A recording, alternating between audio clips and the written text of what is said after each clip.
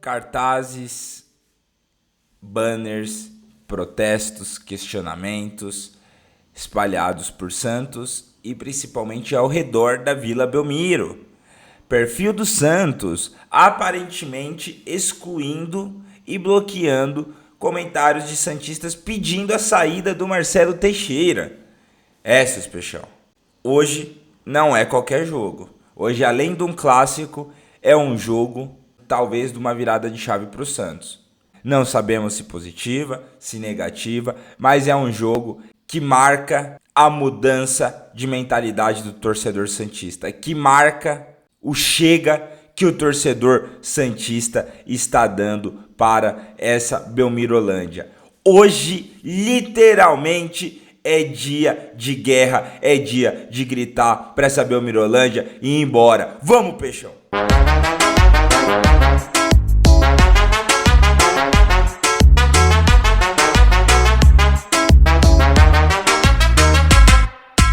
Hoje o Santos tem uma guerra pela frente. Hoje o Santos enfrenta novamente São Paulo pela segunda rodada do Campeonato Brasileiro às 8 horas da noite na Vila Belmiro.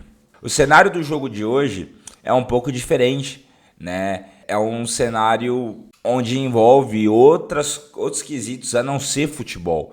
É um cenário onde o torcedor do Santos, é lógico, vai apoiar e torcer o time por essa vitória. Um jogo importante para o Santos, um jogo para corrigir um pouco o rumo, né, do início do Campeonato Brasileiro do Santos e tentar trazer um pouco de confiança também para as próximas rodadas do Campeonato Paulista. Mas também em paralelo e talvez mais importante do que isso e mais urgente do que isso, o torcedor santista também prepara um clima hostil, um clima de guerra para receber essa diretoria que do jeito que são é capaz de nem estarem no estádio, mas a torcida está preparando tudo para deixar muito claro para essa diretoria que nós não queremos mais vocês aqui, né?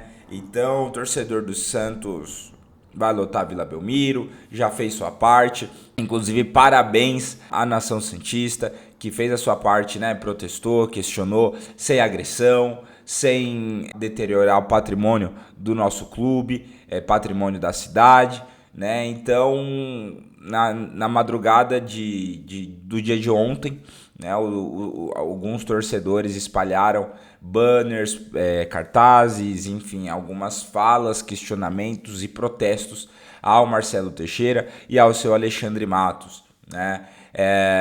Então, quero agradecer e parabenizar esses torcedores, né, que estão representando essa mudança de chave, essa virada de chave do torcedor santista, né? E aparentemente isso vem gerando incômodo. Aparentemente o perfil do Santos, a pedido de quem que vocês acham? De seu Marcelo Teixeira, né? O politicão, o que é de boa com todo mundo, o mesmo que já foi pra cima de torcedor, agora tá reprimindo o torcedor. O perfil oficial do Santos tá apagando, excluindo comentários de torcedores santistas e bloqueando torcedores santistas que estão pedindo a saída do Marcelo Teixeira. Olha que absurdo. Pra ver o nível de informalidade e de amadorismo que esse clube chegou. Olha que absurdo um clube desse tamanho ter uma gestão desse nível. Então, isso, ao mesmo tempo que é um absurdo, demonstra para o torcedor santista que nós estamos começando a incomodar. E eu espero que sim. E se há alguma dúvida, hoje nós vamos acabar com essa dúvida. Hoje, o torcedor santista vai fazer a sua parte, tanto no que diz a respeito de apoiar e torcer para o time, para o elenco, mas também para gritar e protestar fora Marcelo Teixeira, Alexandre Gastos e Belmirolândia. Então, dito isso, nesse climinha de guerra, nós iniciamos o pré-jogo do clássico de hoje, Santos e São Paulo, 8 horas da noite, na Vila Belmiro. Embora as coisas não estejam fáceis para o Santos, né? Hoje é um jogo importante para o Santos, é um jogo que o time precisa do apoio do torcedor santista. Eu sei que não é fácil para nós amarmos tanto esse clube, querermos tanto acompanhar esse clube, mas realmente dá um desânimo, até às vezes um desgosto de assistir esse time. Mas vamos fazer a nossa parte, né? Vamos apoiar o clube, vamos apoiar o time. Hoje pode ser, né, que comece a ser uma virada de chave dentro do Santos. E, gente, sim, eu digo uma virada de chave, eu não digo no sentido de, a partir desse jogo vai ficar tudo bem no Santos, o elenco vai melhorar, né, o desempenho vai melhorar, essa gestão vai sair. Mas no sentido de que a mentalidade mudou. Que nós, torcedores santistas, entendemos agora qual que é o problema do time, do clube, e que a gente vai tomar ação para mudar isso. É um jogo onde a gente pode desfazer o que aconteceu na última rodada do Campeonato Paulista contra o São Paulo. Mudar a impressão do que foi passado, né, tanto para o torcedor santista quanto para o restante do Brasil, para quem acompanhou o jogo, para quem menospreza o Santos. Então, é a chance desses jogadores que tiveram aquela postura ridícula no último jogo se redimirem e correr por 3-4 dentro de campo e mostrar uma postura mais determinada agora, uma postura, né, comprometida com o clube. E daí em diante, nós temos a volta do Neymar, tá? Que eu sei que muita gente estava esperando que ele pudesse voltar para esse jogo de hoje, embora ele já esteja apto, ele já esteja treinando com bola, optaram por poupar ele ainda este jogo para ele voltar contra o Noroeste, tá? Mas tem a volta do Neymar, tem alguma outra contratação que talvez essa diretoria possa vir a fazer depois do torcedor santista bater e mostrar a direção para eles, né? Estão atrás de José Aldo, um bom volante, um volante que hoje é o que a gente precisa, nada excepcional tecnicamente, mas que sobra no quesito ali, entrega dentro de campo para fazer hoje o que falta muito nesse time do Santos, que é a intensidade, que é a parte física. Mas enfim, então tem alguns quesitos que podem mostrar para o torcedor santista que talvez a gente começando agora cedo essas cobranças e essa reestruturação no Santos, que quem está fazendo reestruturação vamos ser nós, não é essa Belmirolândia, né? Mas pode ser que as coisas vão começar a tomar um outro rumo. Óbvio, não o suficiente para mudar o patamar do Santos esse ano, mas para que a gente possa ter um pouco mais de tranquilidade, um pouco mais de estabilidade, até para poder fazer um ano de 2027 melhor, né? Porque pro torcedor, os caras falam, pro Betinha não sobra nada, né? Pro torcedor santista o que sobra é aguardar, é fazer a nossa parte e esperar para comemorar, sempre o amanhã, né? O torcedor santista não aguenta mais, né? Comemorar título, comemorar alguma coisa com o Santos é sempre o amanhã, nunca hoje, né? Faz tempo que a gente não consegue gritar um é campeão, né?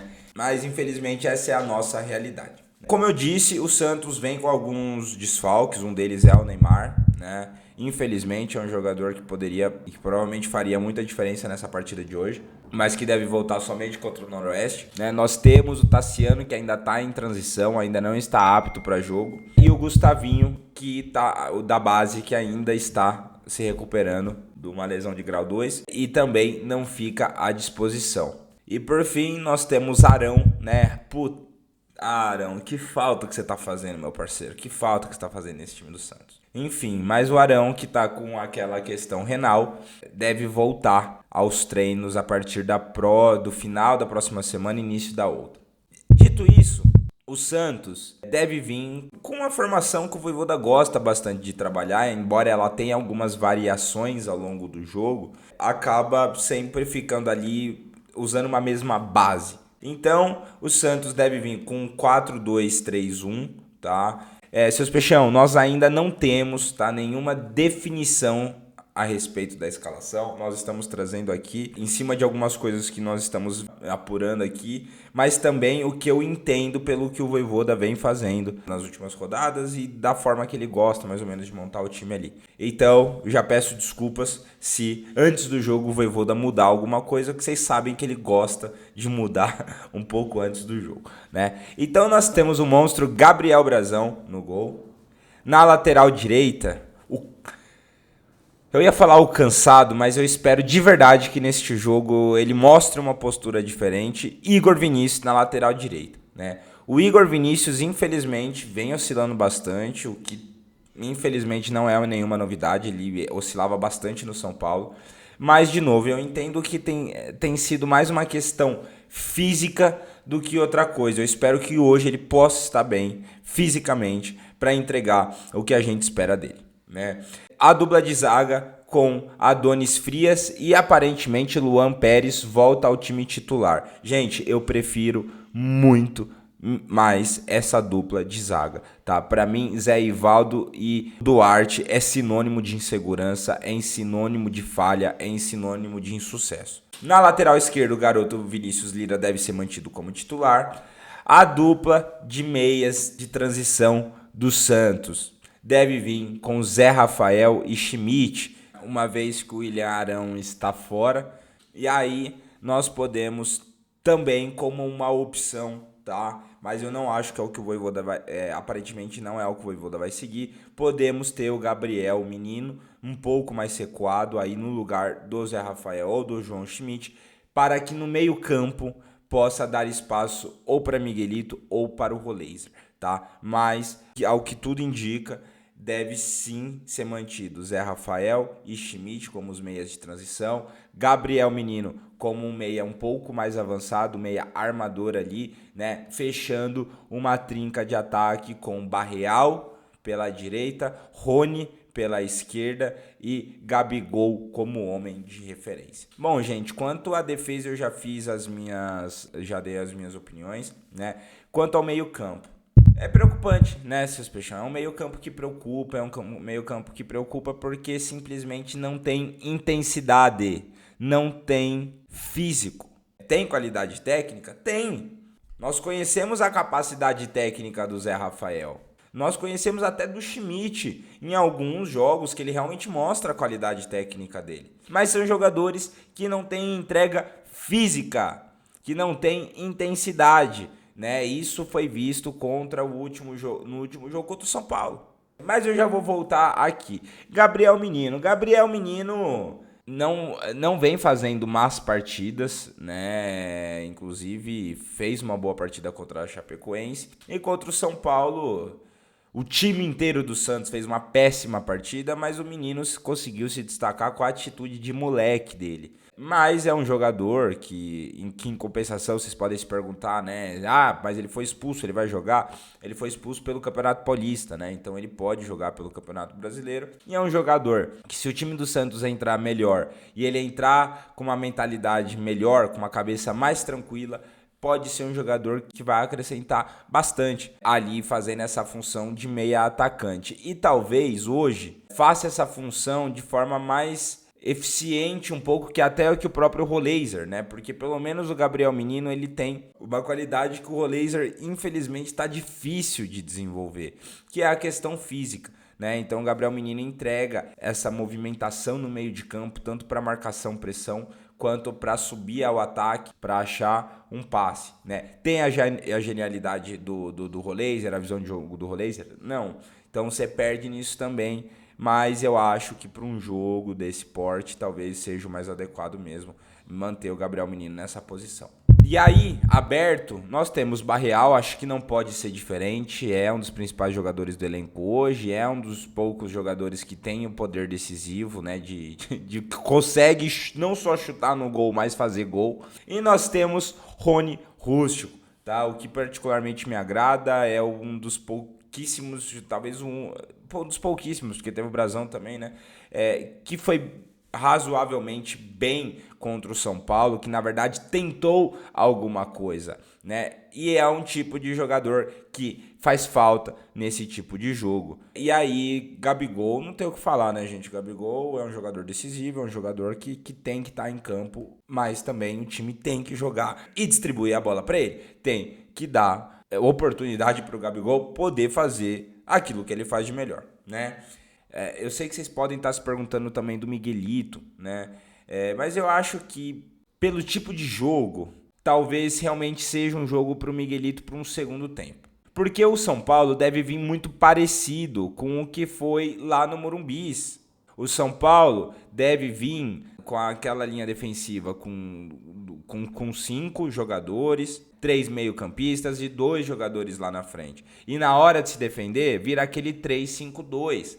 Né? Então o time do São Paulo deve vir muito próximo, não só com os jogadores que foram titulares, mas na formação tática e na forma de jogar.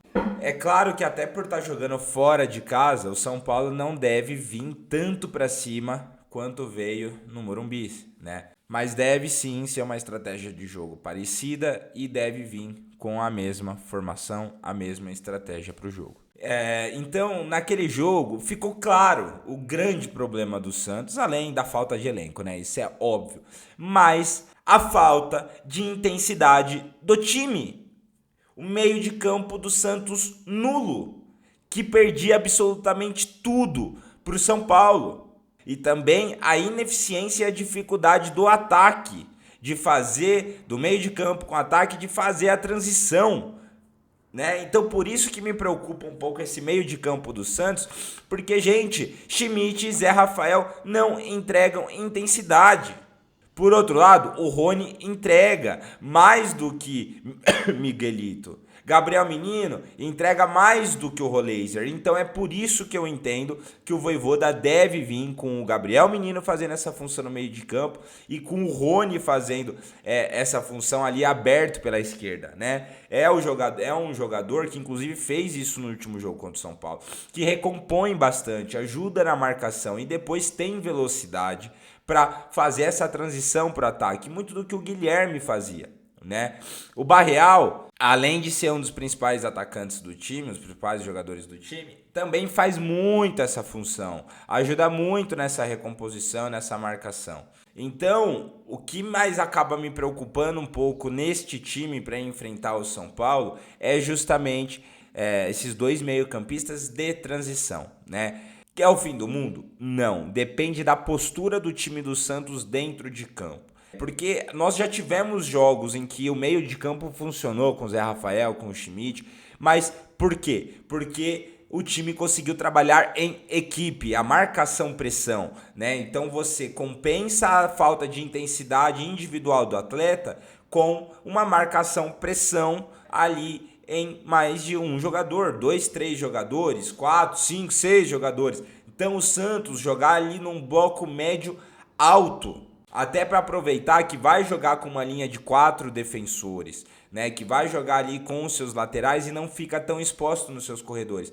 Então o ideal seja que o Santos jogue numa marcação, pressão pelo menos média, para estar sempre em cima do São Paulo. E o Santos precisa ficar em cima, precisa tá sempre marcando lá para o meio de campo, com os seus pontas recuando, ajudando na recomposição, porque o São Paulo vai estar com 5 meio-campistas na hora de ir pro ataque, né? Então o Santos ele tem que povoar e combater. E aí sim, para conseguir recuperar a bola e ir para o ataque e pegar o São Paulo desprevenido, pegar o São Paulo aberto, porque aí aqueles 2 alas barra meias que fazem essa função na hora de virar do 5 para os 3, né? Então, para sair do 5-3-2 para o 3-5-2, a hora que eles fazem isso, abre-se o corredor. Então, uma vez que o Santos rouba a bola, ele fica com espaço para atacar com seus pontas, com os seus laterais e com os seus meias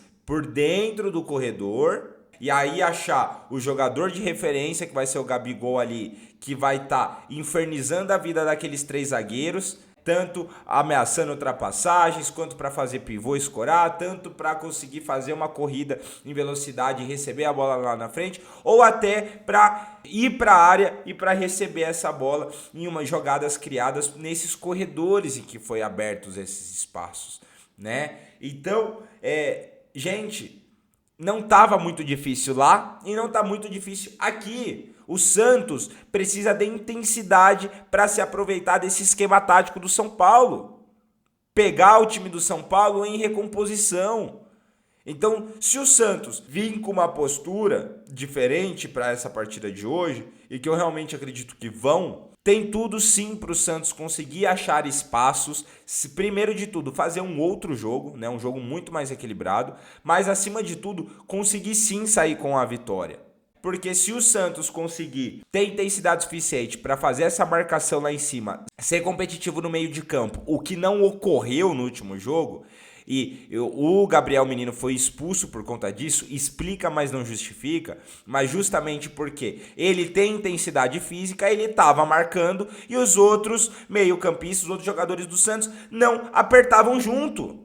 Não fazia marcação-pressão. E aí ele mordia, o jogador conseguia escapar e não tinha um segundo, terceiro jogador do Santos para vir e roubar a bola para pressionar, né? Então, se o Santos arrumar isso para esse jogo contra o São Paulo, a gente vai ter um meio de campo muito mais competitivo, vai parar de ficar perdendo toda a bola no meio de campo e vai conseguir explorar os espaços que o São Paulo vai deixar para o Santos por conta dessa formação tática. E o Santos também conseguindo povoar o meio de campo, conseguindo anular a subida desses alas com os seus laterais e combatendo no meio campo, a gente também corre menos risco do São Paulo ficar pisando dentro da área. A gente acaba obrigando eles a ter que ficar rodando a área, tentar finalizações de média e longa distância, né? Tentar cruzamentos ali sem muito espaço. E é isso que importa para o Santos. Então, independente dos jogadores que vão entrar como titular, o que o Vojvoda tem que conseguir é que esses jogadores entreguem taticamente, coletivamente, intensidade,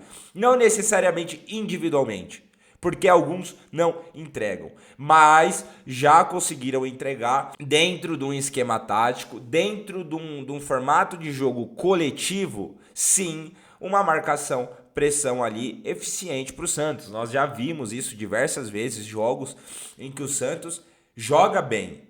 Principalmente, esses jogos estão atrelados a quando o Santos joga da forma que o Vojvoda gosta e pede, com marcação, pressão alta, sem deixar o time adversário ficar trocando passe, pressionando, roubar a bola e contra-atacar em velocidade, né? Gente, eu sei que isso não acontece em todos os jogos, que tem péssimos jogos do Santos. Infelizmente, esse é um problema de você ter um elenco curtíssimo, esse é um problema de não ter tido pré-temporada, esse é o problema desse momento que o Santos está vivendo, os jogadores ficam instáveis emocionalmente. Eu apoio isso, óbvio que não, mais fazer o quê, né?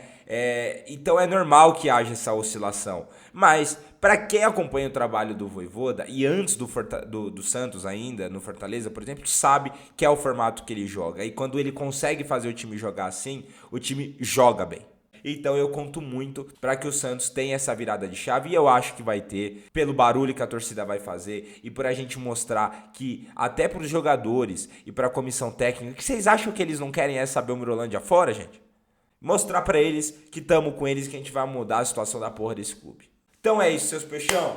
Lembrando sempre, protestar, questionar e pedir a saída é sempre bem-vindo. É necessário, é a nossa obrigação, mas sempre dentro dos bons modos, da boa cidadania, respeitando as pessoas, o ser humano, respeitando o patrimônio do clube, sem violência. Então a gente tem tudo para fazer barulho, para conseguir o que a gente quer, mas de forma responsável, tá? Então vamos sempre nos lembrar disso, tá? E lembrem, cancelar sócio torcedor não é protesto. A gente está dando um tiro no pé, porque sem sermos sócios torcedores, nós não podemos votar contra a reeleição de seu Marcelo Teixeira. Beleza? Então é isso, seus peixão. Não esqueçam de deixar o like de vocês, de compartilhar, de se inscrever no canal e ativar o sininho também para receber as notificações. E, acima de tudo, de hypar, seus peixão. Dessa forma, vocês nos ajudam bastante. O YouTube entende que o nosso conteúdo é relevante para mandar para mais pessoas. Beleza? Valeu, peixão. Até a próxima. E bora, caralho!